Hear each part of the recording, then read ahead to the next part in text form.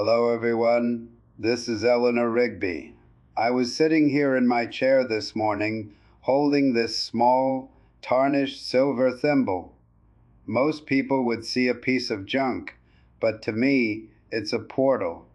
It was 1954 when I first felt the weight of this in my palm, and looking at it now, at 91 years old, I realize how much of my life was stitched together by things I almost threw away. Time is a funny thing. You spend the first half of your life wishing it would hurry up, and the second half wondering where the hell it all went. I'm speaking to you today because I've realized that if I hadn't learned the lesson this little thimble represents, I would have lost the only thing that ever truly mattered. I would have walked away from a life that was, in the end, quite beautiful. Before I tell you this story, please subscribe. I want to pass this wisdom down before I'm gone, so you don't make the same mistakes I did. I want these words to live on in you. Young people today, you have everything at your fingertips. You have the world in a pocket-sized screen. But back in 1954, when Thomas and I got married, our world was the size of a two-room apartment in a drafty building in Pennsylvania. I can still smell the radiator steam and the scent of the cheap lavender soap I used to try and make that place feel like a home. We didn't have a penny to our names. Thomas worked at the mill and his hands were always stained with oil and grit, no matter how hard he scrubbed them. At the kitchen sink, I remember watching him wash up his back slumped with a tiredness that shouldn't belong to a 24-year-old man. We thought love was enough. We were young and we were foolish, and we thought that as long as we had each other, the rest of the world could go hang. But life has a way of testing that theory. By the time 1962 rolled around, the honeymoon wasn't just over. It felt like it had happened to two different people in a different century. We had two small children then, and the silence in our house was louder than the crying babies. It was a heavy, suffocating silence. I remember one night specifically. It was a Tuesday. Thomas came home late, and the dinner I'd made, a simple pot of stew, had gone cold and formed a film on top. He sat down, looked at the bowl, and didn't say a word. I snapped. I told him I couldn't do it anymore. I told him I was tired of the silence, tired of the struggle, and tired of feeling like I was invisible in my own life. I remember screaming, "Is this it? Is this all there is for us?" He looked at me, and for the first time in years, I really saw him. He didn't yell back. He just looked older than his father. He said, "Eleanor, I am doing the best I can with what I've got." And I hated him for it. I hated that his best didn't feel like enough for me. I wanted passion. I wanted excitement. I wanted to feel the way the movie told me I should feel. I didn't realize then that the movie are written by people who haven't lived long enough to know the truth. In all my 91 years, I've learned that the hardest year of your life isn't always the one where something big happened. It's the year where nothing happened, and you realize you have to choose to stay. That year, 1962, was that year for us. I had my bag packed in my head every single day for 6 months. I'd look at the door and think about how easy it would be to just walk through it, but then something happened. It wasn't a grand gesture. Thomas didn't come home with diamonds or a new car. We couldn't afford a new toaster, let alone a car. No, it was a Sunday afternoon. He was sitting on the floor, trying to fix a broken leg on the kitchen table with a piece of twine and some wood glue. He was humming a song, an old tune his mother used to sing. I watched him struggle with that table, his brow furrowed in concentration, trying to fix something that was broken instead of just throwing it out. I realized in that moment that I was looking at my marriage. It was wobbling, it was scarred, and it was held together by glue and string. But he was still there, working on it. He hadn't given up on the table, and he hadn't given up on me. I walked over, sat on the floor next to him, and I picked up the other end of the twine. We didn't say a word for an hour. We just fixed that table together. Think about that. We just stayed. Experience has taught me that we live in a throwaway culture. Now, if a phone breaks, you get a new one. If a coat tears, you buy another. And God help us if a marriage gets difficult. People think they've just grown apart and it's time to move on to the next thing. Let me tell you the truth. Everyone grows apart. Thomas and I grew apart a dozen times over the 60 years we were married. We were different people at 30 than we were at 20. We were strangers again at 50. The secret isn't staying the same.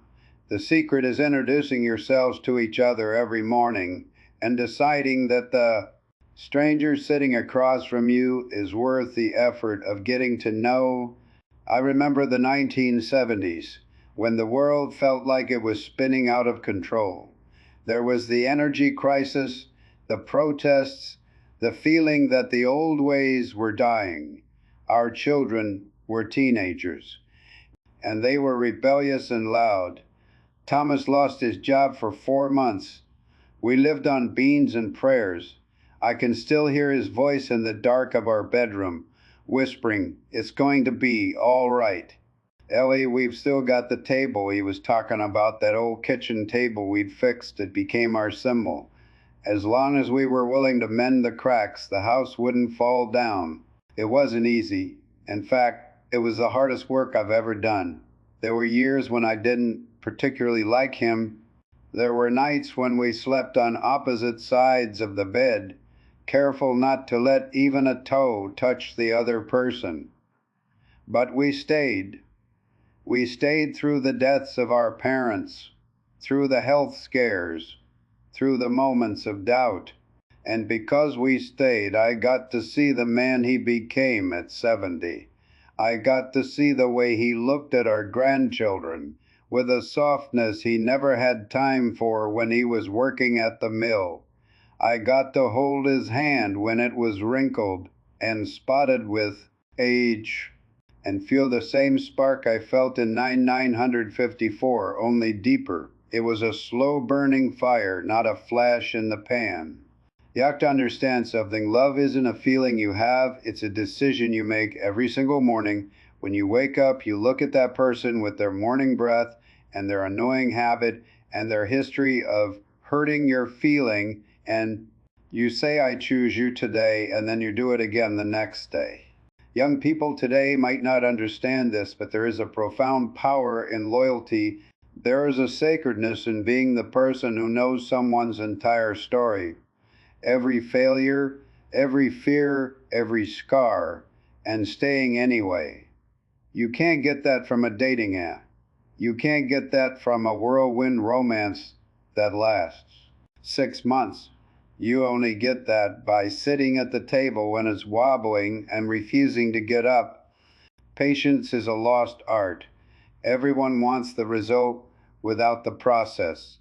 They want the 60-year anniversary photo without the 60-year of biting your tongue, forgiving the unforgivable, and doing the dish when it's not your turn. Sacrifice isn't a dirty word. It's the soil that love grows in. If you aren't willing to give up a piece of yourself for the other person, you'll never grow into something bigger together. You'll just stay two small, lonely people living under the same roof. Communication is important, yes, but I think people talk too much these days and say too little. Sometimes the best communication is just being there. It's the way Thomas would bring me a cup of tea without me asking, because he heard the way my bones creaked when I sat down. It's the way I learned to stop bringing up mistakes he made. In 1985, just to win an argument in 2010. Forgiveness is the oxygen of a long life. Without it, you'll suffocate on your own bitterness. As I sit here today, a widow for 10 years now, I can tell you that the things I thought were the biggest problems back then, the money, the house, the arguments, they don't even register. Now, when I close my eyes, I don't remember the fights. I remember the way he smelled like sawdust and peppermint. I remember the way he'd whistle when he was happy. I remember the feeling of his hand in mine. I promise you, if you put in the work, if you choose to stay when it's hard, you will find a treasure that most people never even get a glimpse of. You will find a home in another person. And that is the only thing that travels with you when the sun starts to set. My late husband used to say that a good life is just a series of small repairs. He was right. Don't throw away your life or your love because it has a crack in it. Fix it, glue it, tie it together with twine if you have to. I'm 91 years old, and I don't have much time left to tell these stories, but I want you to know that it's worth it. The struggle is worth it. The patience is worth it. The loyalty is the most valuable thing you will ever own. I wish for you a life filled with the kind of love that isn't afraid of the dark. I wish for you the strength to stay at the table. Thanks for listening to An Old Soul. Subscribe, share this with someone you love, and cherish them while they are here. Don't wait until you're holding a silver thimble to realize what you had. Go tell them now. Choose them today.